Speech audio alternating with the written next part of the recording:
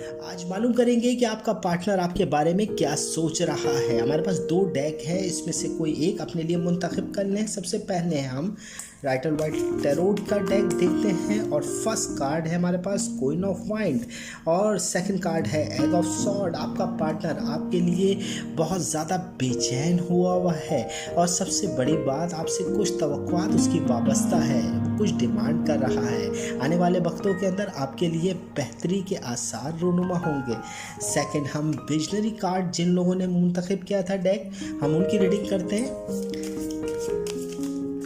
आपका सबसे पहला कार्ड है दी फूल और सेकंड कार्ड है 3 ऑफ पेंटिकल। आपका पार्टनर आपके लिए बहुत ज़्यादा मेहनत कर रहा है, आपका दिल बहलाने की कोशिश कर रहा है। भले वो खुशगवार मूड में है, वो आपको भी खुशगवार मूड में देखना चाहता है।